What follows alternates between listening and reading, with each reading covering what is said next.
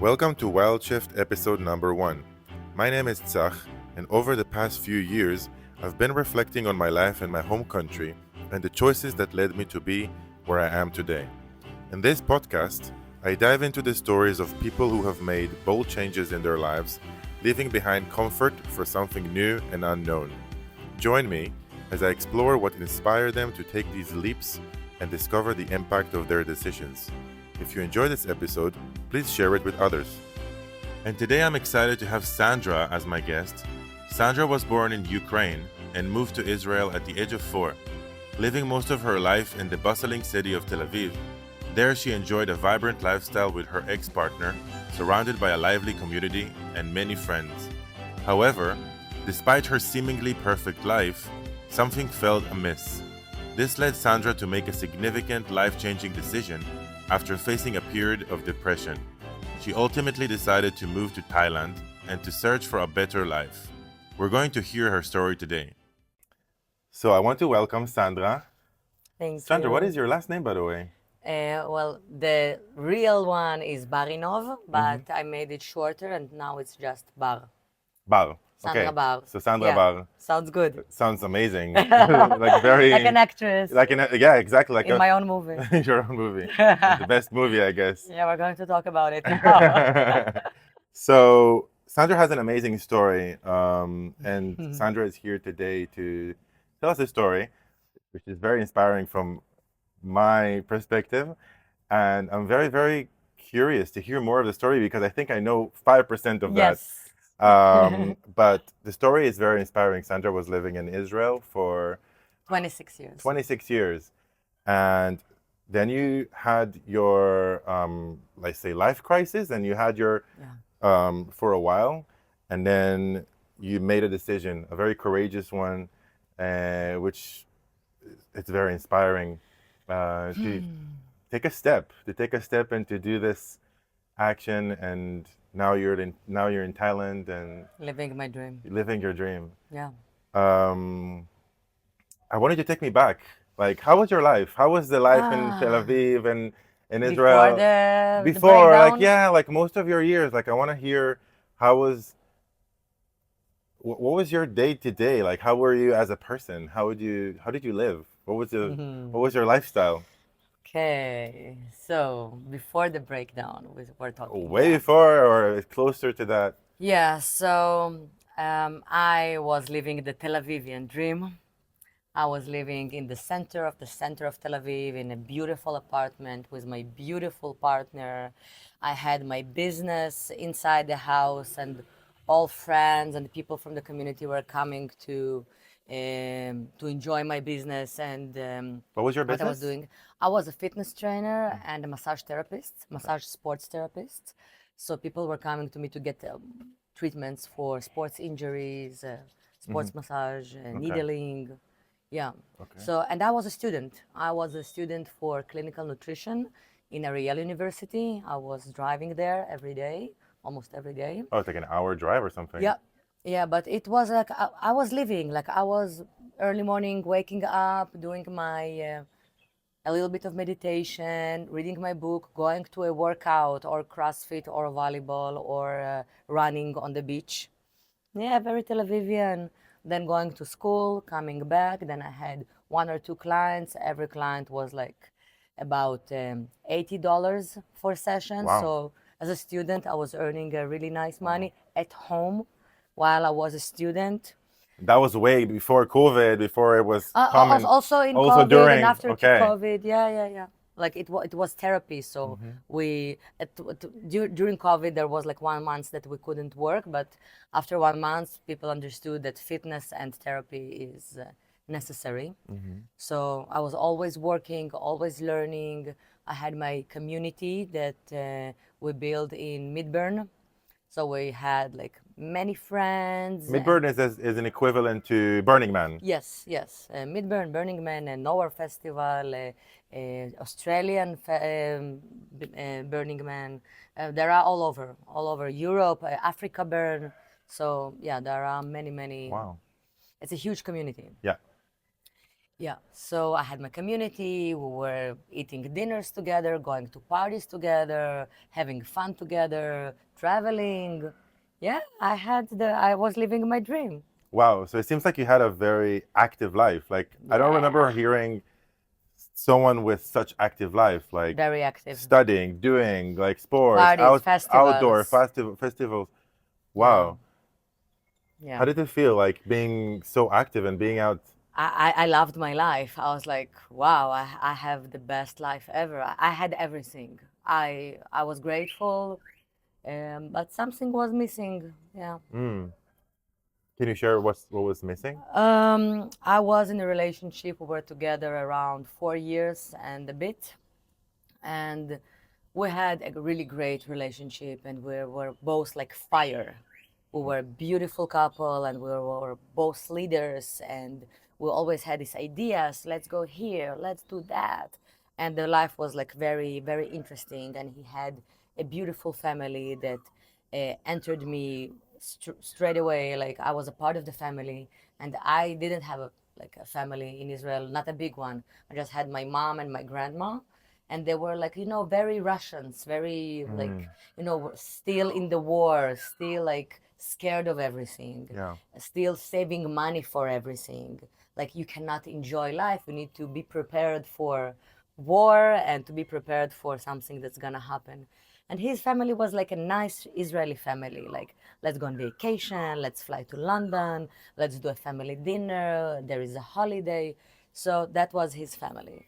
And I knew that my boyfriend, he didn't want to have kids. It was one thing. And I was like, okay, I was like, okay, I can live with that. He's more important for me than having kids.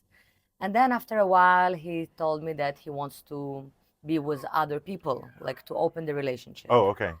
And I was like, okay, That's I a big don't, thing. it's a big thing, but for me, it was like the most important thing was to be with him. So I really tried to do my best to still manage it. So I said, okay, let's go to these sex parties. Let's go to these sex festivals. Let's go when we're abroad. Let's do a day that we can do everything that we want. Like, and I tried to manage it like during festivals or during flights to abroad. And at some point, he was like, it wasn't enough for him. He always wanted more and more and more. And after the fourth year, when I just came back from India, I was traveling alone, and he was alone in Israel. I came back after 3 weeks, and he told me that he understood that he wants like totally open relationship, or better to break up. Wow. And I was like, okay, he doesn't want kids. He doesn't want to get married. And now he wants a totally open relationship, like without any festival slash mid-burn boundaries. He wants it. He told me, I just want to go to work, and if I meet somebody, I can just do whatever I Okay. want. And then I was like, okay, I don't want to lose you. So maybe we can just put some boundaries on that. Let's decide that you need to tell your new partner that you are in a relationship with me. And if she is fine with that. And then he told me, no, I don't want to tell her that I'm in a relationship because I will lose all my chances for Mm. new sex or new Yeah. connection. It's less attractive to be occupied by someone. I don't know because many people will say, many women will say no, like you have a girlfriend. I don't want to have sex with you Yeah. because you have a girlfriend. Mm. Maybe some other will be attracted to it, Yeah. but I just wanted some guarantee. I told him, so maybe let's just get married, not like going to Rabbanut for the religious marriage. Just let's sign a paper that we're together for life. And he was like, no, I don't want any chains. Mm. I want to be free. And if you want to be in my life, you need to accept it. I don't want any boundaries on nothing. I don't want any responsibilities. And if you want to stay in my life, that's it. This is how it's gonna work. Take it or leave it. Wow. That was a huge line that he was always repeating. Take it or leave it, take it or leave it. And at some point, I was like, I felt that I was losing myself because why these women can get a nice I don't know, marriage or a nice house together or something mutual, and he wanted to stay alone but me next to him. And at some point, I was like, I couldn't take it anymore. I saw that I was losing myself, and if I really want to live the life that I want, maybe it's better to try To leave that, to to separate. separate. I mean, I guess it takes a lot because it seems like you wanted all of him and he wanted some of you. Yeah, I accepted him the way he was. Yeah. But at some point, it was just, I felt like I was doing a marathon to him, and he wasn't even doing a half step towards me. Yeah. And what was the like during all that process? Were you thinking actually of like, what do I want? Where, because it seems like all these like It was always around experience. him, It's yeah. It seems what like he all the wants. experiences went through like what he wants, Yeah. which I guess it's normal to be like I want this, but do you also want it equally, or maybe you wanted to do it from different reasons? Always the last word was his. He was always like the more, I'm a very dominant person, but he was more.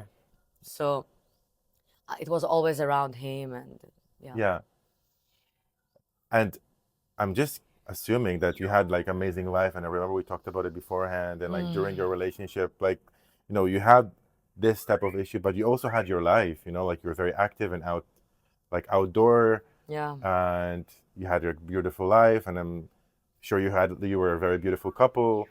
Yeah. That's kind of deceiving, isn't it? What is the Like saving? this, like it's like living a lie in some ways that everyone's telling you you're beautiful, you're living Yeah. in a beautiful house, and you're Yeah. living a beautiful life, Beautiful life. and it's so hard to abandon that Wow. castle. Wow. And I didn't know that this is going to be what I was going through the last 8 months Okay, of the depression.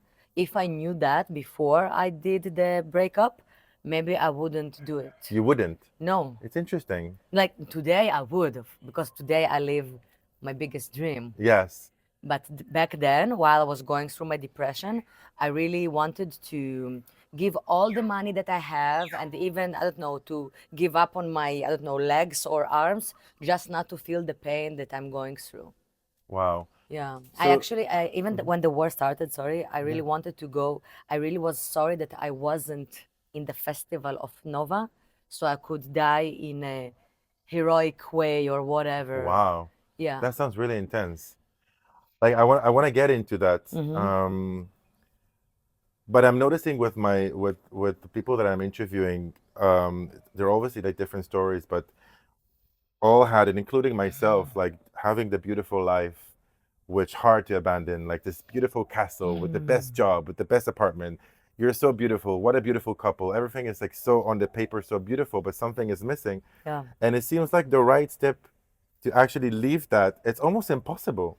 It's like it's like impossible to even think of abandoning that ship because It's crazy. it's crazy. It's crazy. You have everything. Why do you want to leave it? Yeah.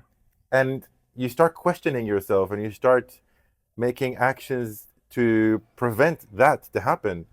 I tried for the last 4 years. These 4 years, I was trying to. Yeah. I accepted everything because the life was so good.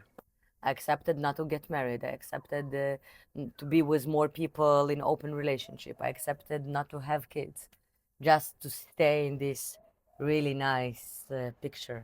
What would you think back then when you were in a relationship that can worst case scenario happen if you leave that relationship? I thought that I will be depressed for a while, and then I'll start meeting other people, and then I'll. You'll be back on normal. Yeah, yeah. I didn't expect that I will go through what I've been. I think when you say I thought I'm gonna be depressed, when people are seeing depressed people, it's like, oh, he's in depression, oh, he's anxious. But like, It's but an when you say, oh, illness. it's like depression for other people that didn't experience that, it's like I'm gonna be a little bit more sad than the Down. usual, but I'm Yeah. gonna go back into the normal life. Was it like that? No, it wasn't like that. Like I thought that it will be like that, Mm-hmm. maybe months or two, but while I was going through my deep depression, I really wanted to kill myself. The pain was so deep, so I really preferred somebody just to cut my leg instead of the pain that I was feeling that was mental. Mm. And you cannot, like, if you cut your leg, you can take, I don't know, Advil or something, and or I don't know, morphine, and you will not feel the pain.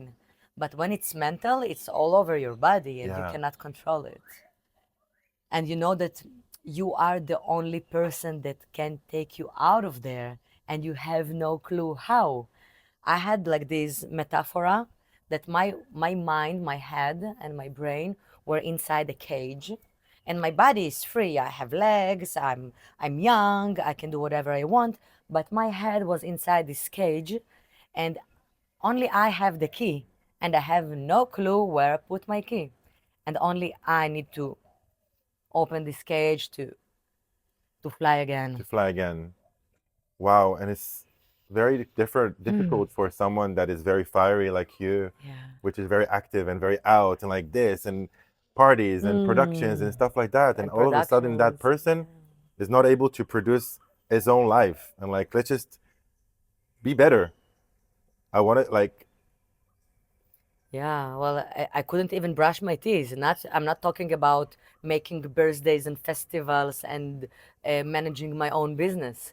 I couldn't even brush my teeth because I didn't see the point. yeah, Like, for what? Like, there was no reason. Why should I brush my teeth? Like, why should I put on my socks? I don't want to. Like, for who? For what? yeah. I mean, I'm sure you've seen, obviously, like you've seen many couples breaking up, and I've seen during my period, I've seen so many couples breaking up, and then all of a sudden I see that person is like on Instagram and be like going somewhere alone and like having his best life or her life, Yeah. being single. Why do you think it wasn't possible for you to be recovering?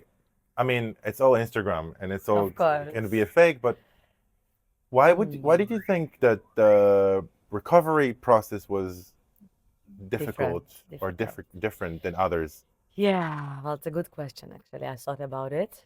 I had few friends that were going through breakups during the same period that I was going through the breakup, and it was totally different. I think that there are a few reasons for that. The first reason is I think that I'm a very sensitive person, very sensitive. I feel like everything. I'm very empathic. I'm like I feel. Maybe I'm even addicted to feeling. Like I want to feel everything. I want to see, to smell. Like I'm like feeling addict. So when I'm happy, I'm really happy, and when I'm sad, I'm very sad. Maybe I'm very dramatic, but this is who I am. And the second thing is that we had like a very high relationship. We were high life. Like I feel that my life now are high life, but when we were together then it was different high life.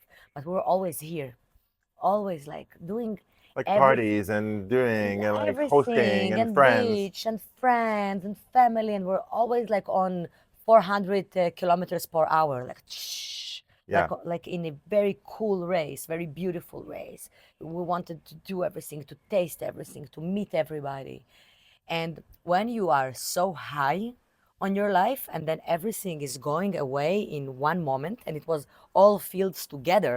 I lost my boyfriend, I lost his family, I lost our mutual friends, our community. I lost my job because my job was inside our house. So I lost my office and I couldn't find a normal apartment in Tel Aviv that I can do the Yeah. same. And I finished the university that took a lot of time from my day. So many fields in the same time that were a big part of my life disappeared. Everything disappeared. Pa, pa, pa, pa, pa, pa, pa. And then there was the vacuum. You say The vacuum, right? void. The void? The void. The There was like void. an empty space. Huge empty space. Like it was so full, full, full, full, and then it was so empty, and the contrast was so strong. Wow. And then from being on 400 kilometers per hour, I was like, I crashed. It felt like crashing all the way down Wow. because you know this sentence, everything that goes up goes down. So the higher you go up, the lower you will go down. You'll Wow. fall down. It's Yeah. a big package to lose, you know, like there's one person to lose, but there's a big package, you know, like Yeah, community and the experiences in the house and everything that you both had. I mean, yeah, it was not just him. The depression wasn't only about him. The depression was about all The whole together. total package. Yeah, and especially when two best friends of mine, they canceled an invitation for their marriage for me. Like I was invited for their marriage, of course, because they were very good friends of mine, and I consider them as like family. And then they texted me one day that they need to cancel the invitation for their marriage, that I cannot come Oh, because my wow. boyfriend is going to be in the wedding, and he's going to be the DJ and he's helping with the bar, and I was deeply depressed, so of course I couldn't help with anything. Yeah. And he was like very high after the breakup. So he said, I'll be the DJ, I'll be the barman, I'll be here and there. And he told us that if you're coming, he won't come. And we need him because he's the DJ and he's the barman. Okay. So we're sorry, but you cannot come to our wedding. Wow. And they were my best friends, like one of them. So I was sitting at home. I begged them to not cancel the invitation. And Oh, they you just, did? yeah, I begged them and they Wow. blocked me, yeah. And then I saw the pictures on Facebook from the wedding with all our friends, with all our Wow. community. And I was sitting home and smoking cigarettes like crazy from depression. You weren't a smoker person. No, just in parties, just with my drink, just a social smoker, maybe one cigarette in few days. Yeah. But Yeah. when you started smoking after um, the breakdown Yeah. and the breakup, like Yeah. then you started A whole pack a day. a whole pack a day. So I want to just like frame a little bit and give it a little bit of a context. So you made a decision. It was you to make the decision to break up. Was it you, or was it coming from your ex-boyfriend? He like made me do that, you know what I mean? Mm-hmm. He was like, if you're not good with that, you better break up So with he left me. you no choice. He left me no choice. Yeah. He's like, it's going to be like this and like that, and if you don't like it, take it or leave it. Did you had any like times or events before that real breakup that you actually Thought about it? either thought about it, or you were like had this kind of like, Yeah. well, we're gonna break up, but it's not happening. It's gonna break up, and then it's like, Yeah, I thought about it the last year because I saw that I'm not really living the life that I want, and he's not really empathic to my feelings or to my wills. yeah, It was all about his wills. wow. So you made a decision Yeah. and you broke up, and you thought that, okay, I'm gonna be doing Yeah. different stuff. I'm gonna go back. Like I'm just gonna go off road a little bit, and then I'm gonna go Yeah. back like Simple. the queen that I am and my fire that is inside me. But actually, that the plan didn't go It go was a well. roller coaster. Well, the Wow. roller coaster. Tell me about it. Wow. So yeah, like I was still very busy in my tests during that time. I was doing the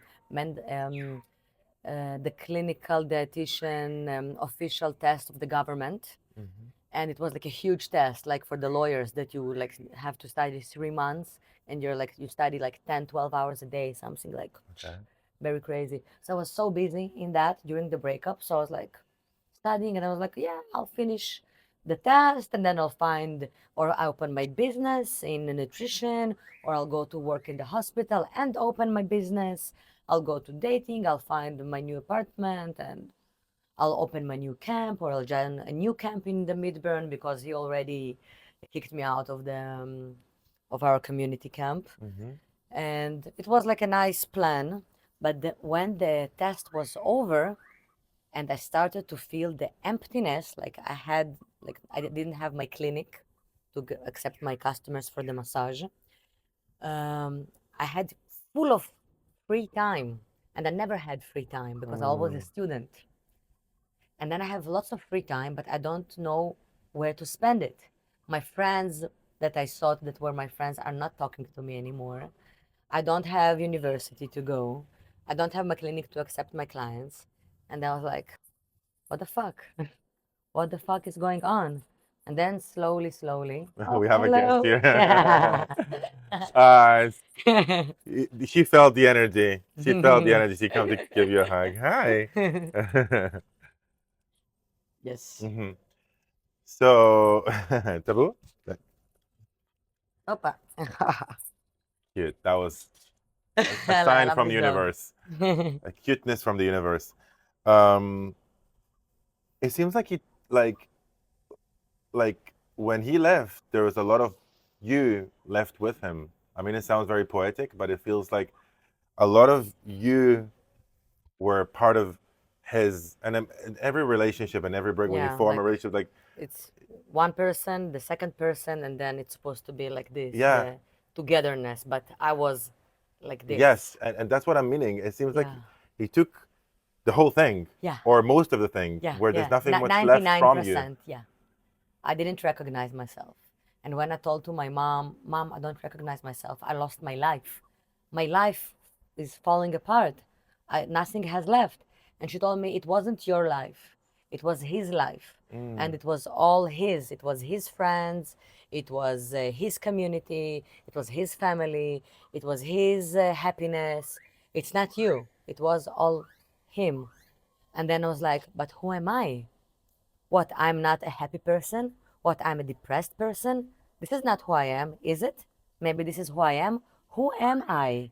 And then I was like, fuck, I don't know, who am I? Do I like those parties? Do I like this music? Do I love Tel were Aviv? you pleasing? Oh my God, I was a pleaser. You think you're a people pleaser? I You know, know. because I was going through Tantra from the Heart last month here, and we did this exercise with, and I was with a good friend of mine also from Israel, Itamar, and the exercise was like kind of sexual, supposed to be. And when we chose our partners, we were with our eyes closed. And when I saw Itamar, my friend, in front of me, I'm like, I cannot do this exercise with Itamar. It's a sexual exercise. He's my friend. And the most amazing part about Tantra that it doesn't have to be sexual. It can be energetic. And I was like, okay, I'll just go with the flow. I'll try to do the exercise with Itamar. And when I did the exercise with him, I had this huge insight that I'm the hugest pleaser on earth. And I Wow. was the biggest pleaser during that relationship. And then I started crying and shouting, and I was like all over the place during the exercise. And the girl that she's the manager of this retreat, the teacher, she came to me with the assistance, and then I went to the chill zone. But then I was like, oh my God, I got it. I Wow. got it. It was like, oh, Wow. and Itamar was an amazing spotter. Like he was the perfect partner for that exercise. How do you, I mean, it's quite interesting that you find out Ah. that you, yeah, I know. It's a lot, but it's quite interesting that you go to a tantra session, which is like the energy of the Mm. sexual energy, and I mean, you went for it, so you know more than I do. Oh, you have to I go wanted to there. go there. I really You wanted have to to. go. July. The Yes, next one is in for July. sure. But it's interesting how you discover something totally different. Yeah. How did it come to you? The insight about pleasing. Yes. Well, this is the most, I won't tell you about the exercise because I want you to go through the retreat yourself and hmm all the people here. Right. But when I came to the Tantra retreat, when I came to Thailand, still after the breakup, I was like very traumatized and I couldn't really make any sexual connections with men. I was like hiding, I couldn't look in the eyes. And even when I was trying to have sex with men, I was disgusted. I wasn't feeling myself. Right. And I felt that I need healing in the sexual field. Mm. And I didn't know what can help. And I heard about the Tantra from the heart, and people told me it doesn't have to be sexual, but if you don't want it to be sexual, but it heals you from sexual fields. And I was like, well, what does it mean? I don't get it. And people just told me, just go there, and you don't have to do anything. If you don't feel like going naked or touching somebody, you will not do it. Like trust me, trust us. It can be like more like a relationship between friends or between mother and son or between business partners, or it's about relationships.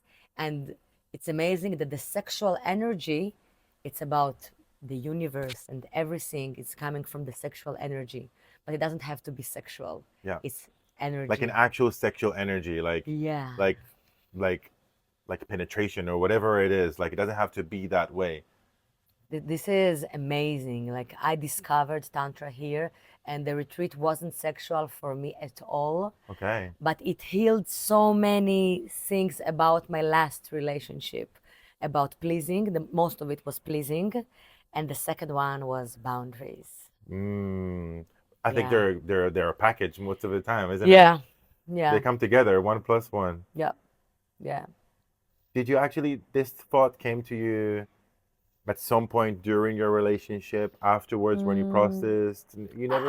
I thought maybe just a little, but I never dived into it. Mm, But during the retreat, it was like, bam, like that okay. was your problem, and you'll never, ever do that again. Wow. For not for your mother, not for your grandma. I'm not talking about relationship, sexual relationship. Your friends, your family, your business, no one. Yeah. And this is tantra. Wow. And I think this is really, it's a very huge part of your journey, which you discovered only after you broke up. So I would say, or that breakdown that you had after, because without accepting that journey, you would never know that about yourself, This is right? the biggest gift that I've ever had. Mm. Yeah. I didn't understand it that time, of course. I hated myself for that decision, and I always wanted to take time back, and I tried to reach him. I was obsessed about Wow. him. So you want it back. I want my life back, and I texted him, I want my life back, give him my life back, and he was like, okay, you're crazy, just get off, go away. And I really wanted my life back. I wanted to be happy again, and Oh. in my mind, I was like, if I'm not with him, I won't be happy. And my mom told me, "Oh, you just need a new boyfriend. If you find a new boyfriend, then you'll be happy. Yeah, Your but the happiness step. is connected to a new boyfriend, and Mm. you cannot be happy by your own self." You don't realize that at the moment. You think you're perfect because you're having the perfect life. I mean, what's wrong with me now? Like, he was happy with me. I was happy with myself. I have a lot of friends and parties and stuff. Am I the problem now? What is wrong? Yeah, and when we broke up, he kept being happy. Like he was like going to, surrounded by friends, and he went to Europe, and doing fun things. And I was deeply depressed. I was taking antipsychotic pills just not Like to kill myself, antidepressants. antidepressants pills just not to kill myself. And I was Mm. like, well, is that the person I am without him? Like, was he all my happiness? I cannot be happy just with myself. Wow. I need a boyfriend to be happy. I need a job, and my psychologist, she told me, you just need a normal job, not to be a business owner. Just go to work for somebody like 9 to 5, take your own apartment, stop moving apartments, and then you'll be happy. You'll go back on track. You'll have your 9 to 5 job, friends from job, your apartment. You'll find a new partner. You'll be fine. And no, I tried that.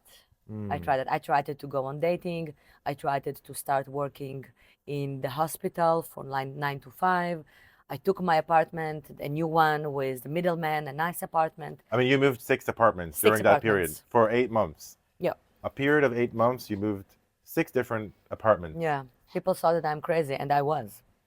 I was.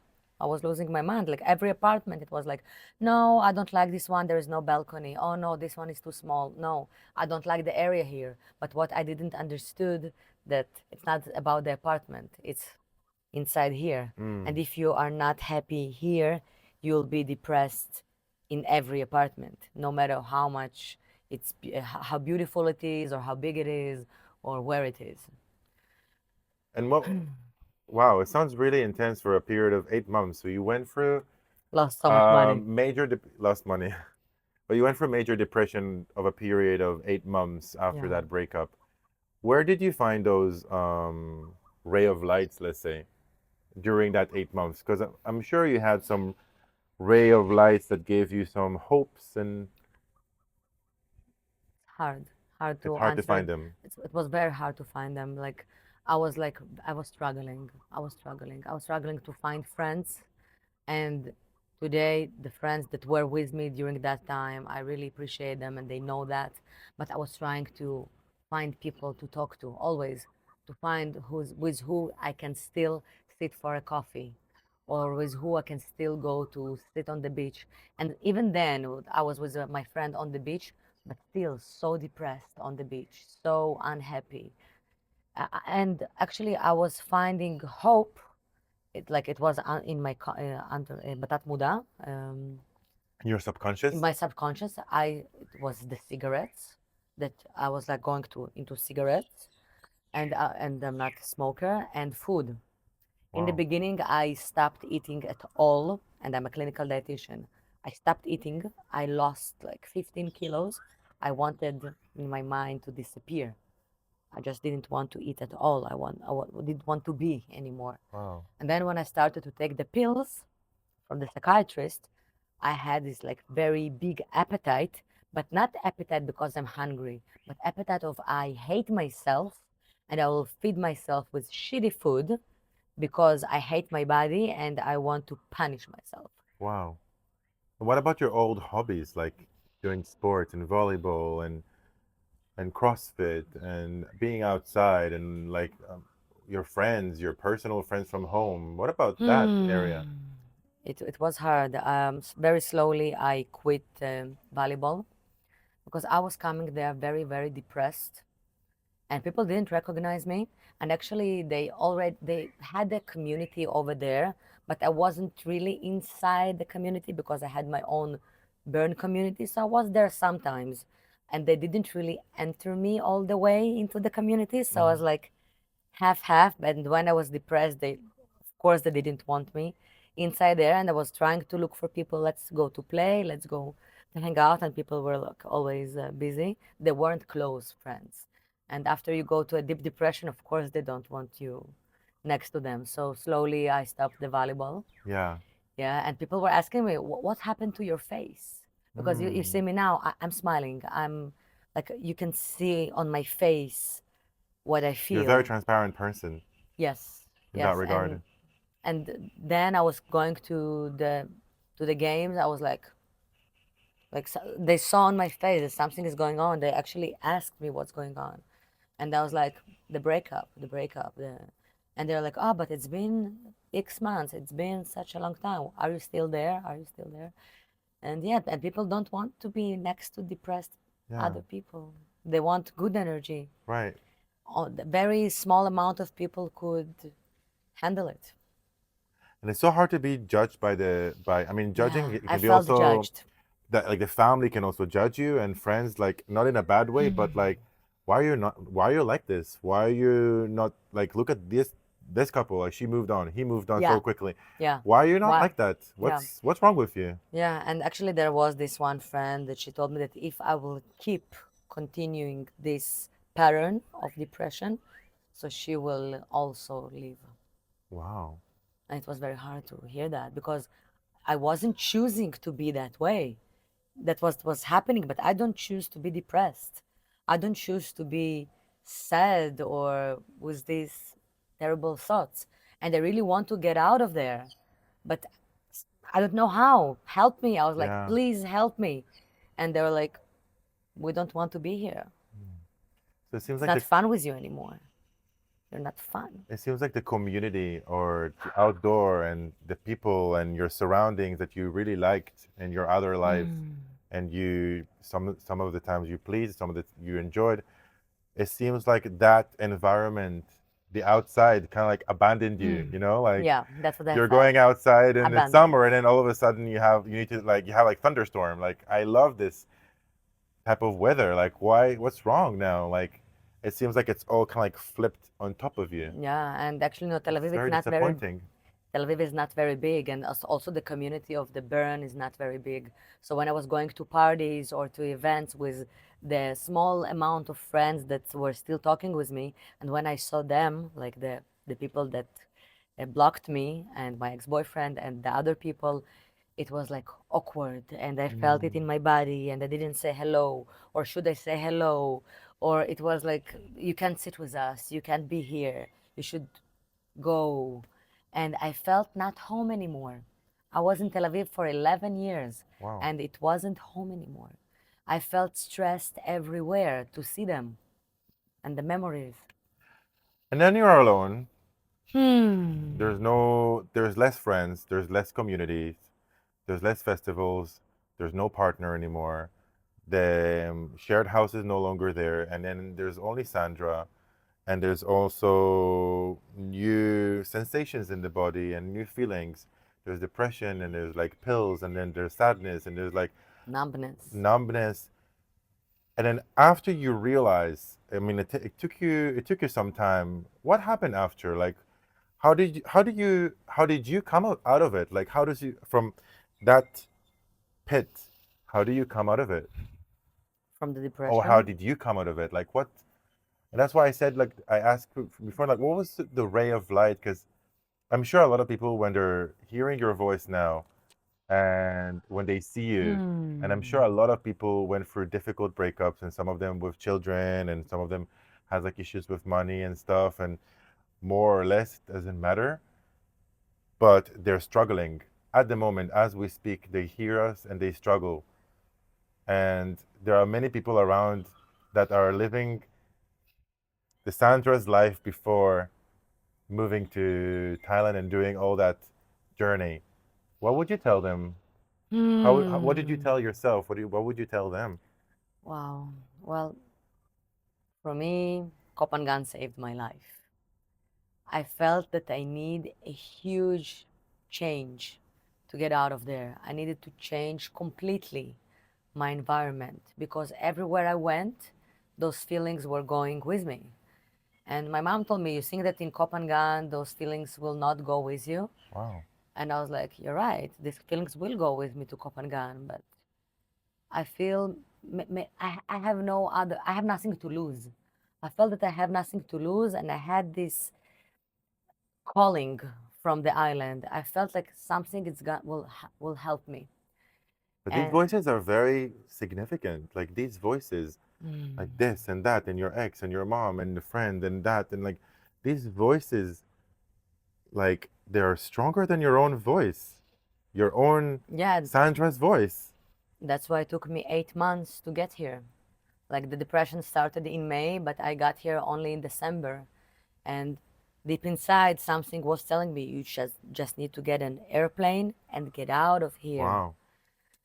And when it happened after 2 weeks in Copenhagen, I already became in a better position mentally and physically. Yeah. So I think that the things that really helped me, first of all, was to change the place, my environment completely. Like I know that I will not see these people here. I'm not scared to go to a party and see them, or go to the bar or to the coffee shop and see them. That was the first thing. The second thing, the nature. Be surrounded by nature is healing.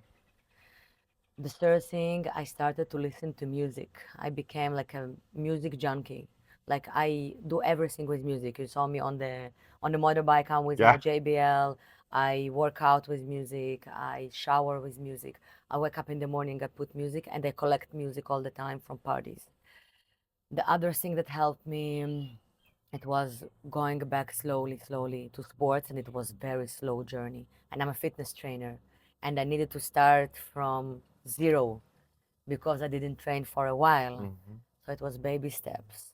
And then go back to normal nutrition, not a diet or something, but just to eat healthy foods, not just uh, chocolate and cigarettes, but to start the day with a nice yogurt, with fruits, things like that.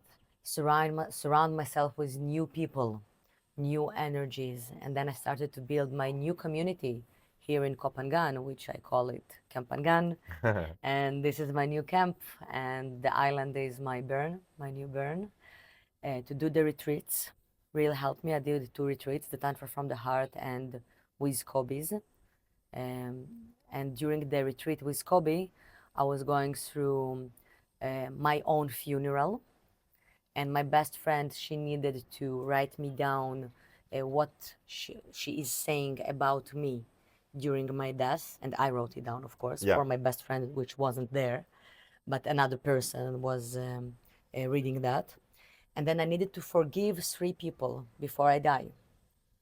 And these 3 people were my ex-boyfriend that brought me to this situation, my mom, because she really wanted to help, but she made the situation much worse, and myself, Wow. I because was waiting for that. I was hoping yeah, that you will place yourself somewhere. myself, and this is myself, this is I am in Mhm. Thai, because I recognize myself again, and I learned from the beginning who I am here in Thailand, and I was the worst friend ever for myself, of course, to others, because I couldn't be a good friend for myself.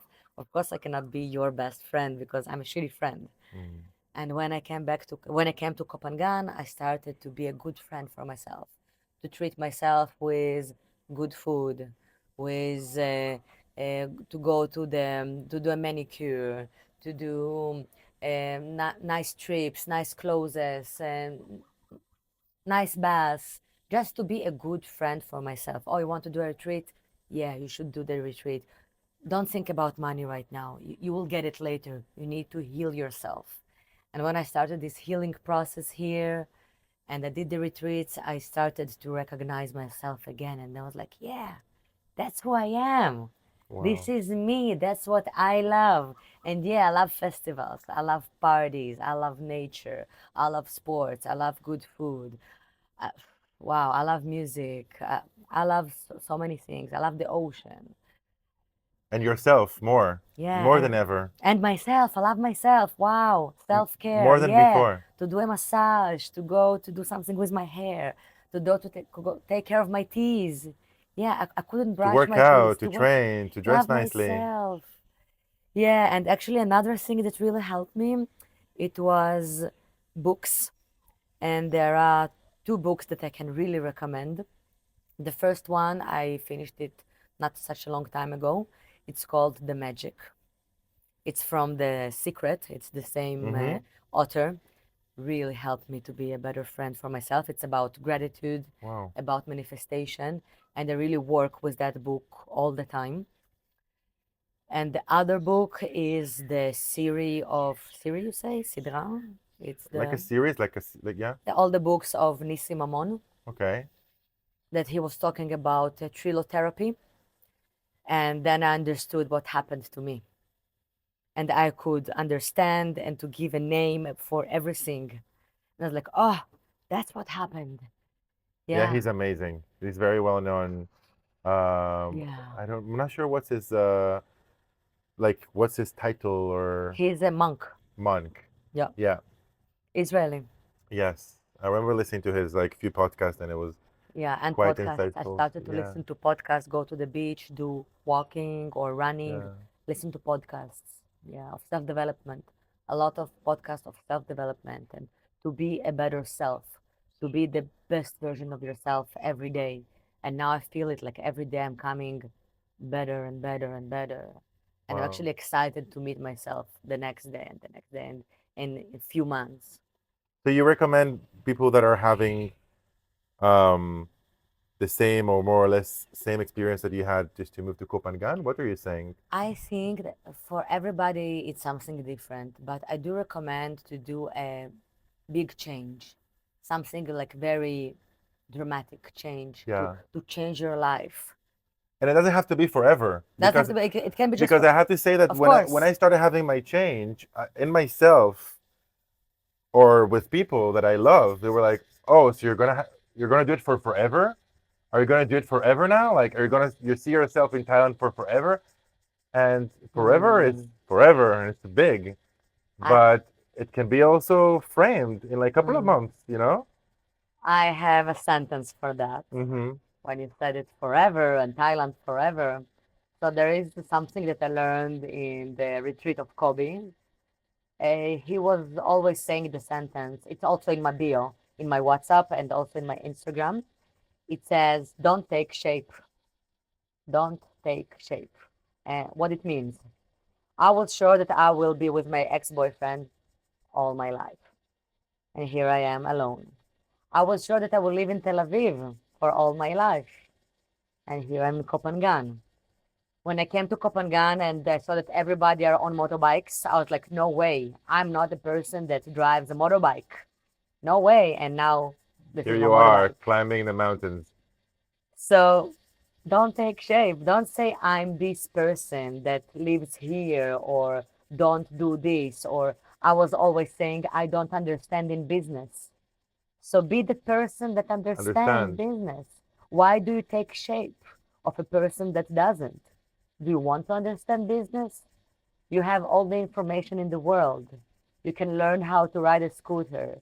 You can move a country. Well, now I'm in Copenhagen, but I want to be here forever, but maybe tomorrow I'll meet somebody or get any opportunity to go to live, I don't know, in Sri Lanka or in India or in Africa, Europe, Israel.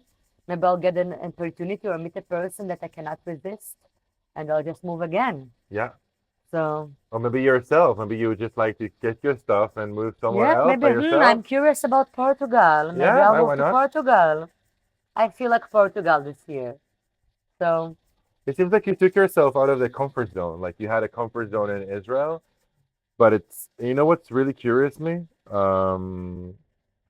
That you left your comfort zone, but it was no longer comfort. it was no longer comfort at all. I suffered. Yeah, It felt like hell. but I wanna like talk to the people that are having a comfort zone right now. And maybe you can Mm, say something to these people like don't wait till the comfort zone gets uncomfortable yeah. and then you're in a crisis or in depression. Maybe you Mm, can get those like, get inspired or like get that courage of leaving the mm. comfort zone before it smashes into your face. Well, it's their own journey and it's my own journey and everyone has his own journey. And by Nisi Mamon, actually, sometimes you need to get to the lowest part of your Mm. life, to the hardest, to the most painful part, when you can, when, and at that point you say, I cannot suffer anymore. I cannot feel this pain anymore. And from there, You start climbing. you start climbing. But Wow, I get if you shivers are now. in still in the comfort zone, okay, I can manage it. Okay, I can still be here. But when you're like, and that's what happened to me when I came here. I was like, I cannot do this anymore. I cannot do this anymore. And then you, Or not. or not, or you still try to manage your comfort zone and suffer. But when the suffer becomes too big, then you rise and shine. But you were on the verge of you told me you had suicidal thoughts. Yeah. You made a decision. You had like either I'm climbing on Or that rocket or I don't know what I'm gonna do. or it's either up in the air or Yeah. down into the ground. Or continuing suffering Continue to suffering. try to go to find the job or to do the job that I don't want to because and I will be depressed in every job because I'm depressed and I'll be depressed in every apartment. So just continue suffering just to suck it up. And some people told me, "Oh yeah, this is life after being a student.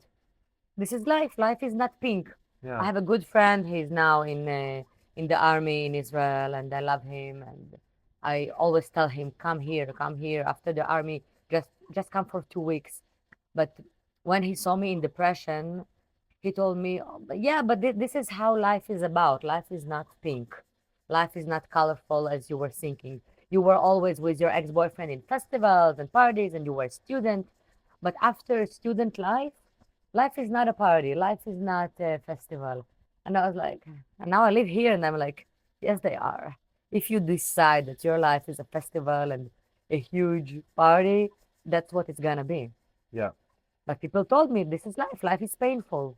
Life is full of pain. But they live their life like this. And they have a different personality. Yeah. And And it works for them. it works It for doesn't them work for and it me. feels like some relationships when they break up they just break up and we're gonna be friends and stuff, but it feels like in this specific relationship that you Hmm. had, the person took Sandra with him. So that led you into creating and making new ideas. Yeah. I started to build myself from zero here. My new community, my new friends, my new business. What are Like you doing? everything is from zero. Well, when I just got here, I needed a job. I didn't came with a lots of savings. I came with a little bit of savings, and I knew that it will last like for a few months, but I will have to find a job really quickly. So I'm in my professions. I'm fitness trainer. I'm a sports therapist, and now I'm a clinical dietitian. I just finished school when we broke up in May, almost a year. Mm-hmm. And when I came here to Kopangan, I was like, what am I gonna do? Like, who needs a clinical dietitian in Kopangan?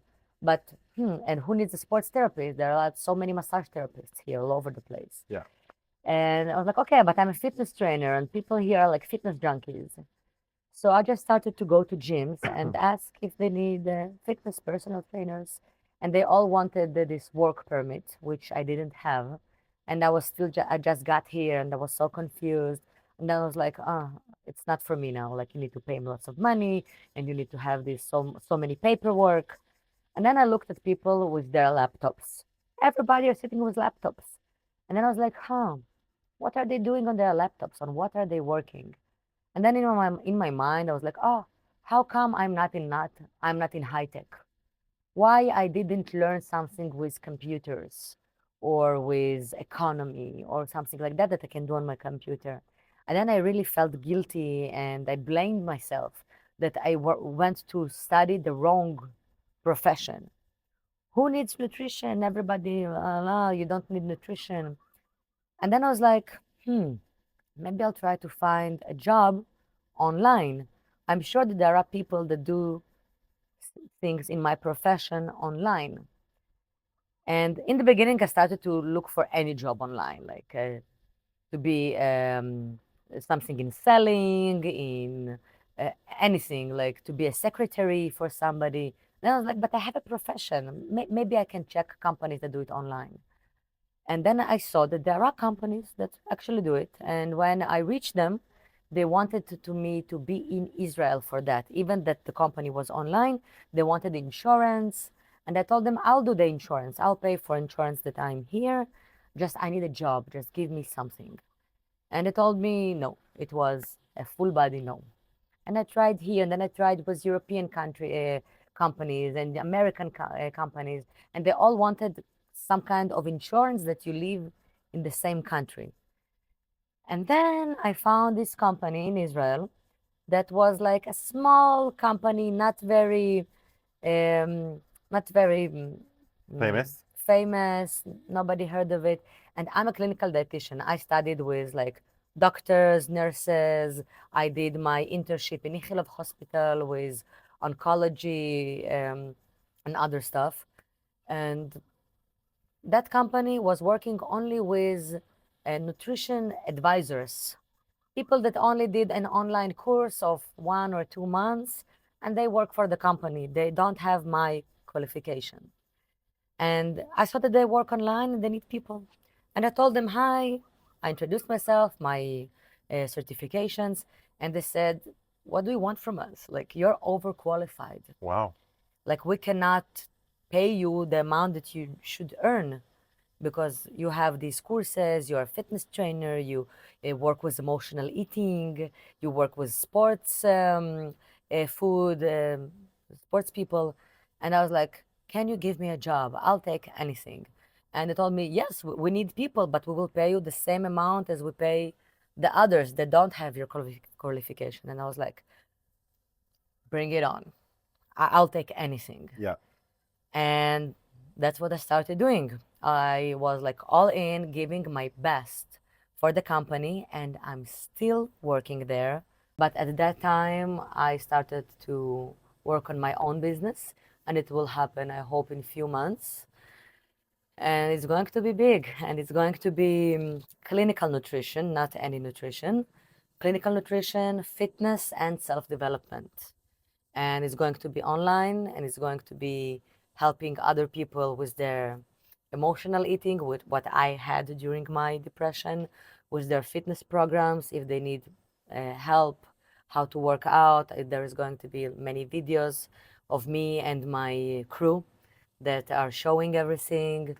And yeah, we're already 3 people in the company, and I'm Wow. looking for 2 more. Wow. And I'm very excited. I'm That's still it. not making money of that. I still didn't start it. We're still building the whole environment to start. I hope it will be after my birthday that we will start. In May. In May, after May, yeah, it's very exciting. Maybe it will be a huge failure, and maybe it's going to be a huge success. I believe it's going to be a huge success. I believe as well. I mean, it seems like you're doing everything to maintain your new life, and you will do anything that you can to make it happen. I have no other choice. I'm sure in Israel you'll be a hit because of your qualifications, I don't want to. but you don't want I to. don't want to. I want it to be. We will start in Israel, but it's going to be online. I'm not going back for now. I just maybe to visit my grandma and my mom, but it's going to be online because I want to guarantee myself that no matter what happens to me or to the country, unfortunately, you know the situation Yeah. now, that I can find myself traveling and working and making money everywhere. So the company now it's based in Israel, and the audience is going to be for now for the first step Israelis, but the second step in the future next year we plan to open it worldwide. I don't know. Wow. I don't know. Wow. It's like the future plan. I Yeah. don't know. Maybe I'm just talking some bullshit. I don't know. But yeah, this is like in the In the in the future. yeah in the But it's in your plans. mind first, and I think, Yeah, because I'm like, why only Israel? Why not yeah, Australia? Why not other, you know, I can find dietitians from all the world. I can find dietitians from India and give them work. for sure. Yeah. Do you feel grateful The magic. for the you feel grateful for the period that you went through, or you feel Yeah, grateful in general? yeah. It was the biggest gift. Yeah, the Now biggest that you gift. can say it in hindsight about the Yeah. past. Yeah, now I can Wow. say it was the biggest gift, and now I live my own life and my own dreams, Hmm. not someone else's. Not my partner's dreams, not my partner's rules, not my friends' opinions, just me, What would you just myself. tell Sandra from 2 years ago? She's like in her apartment.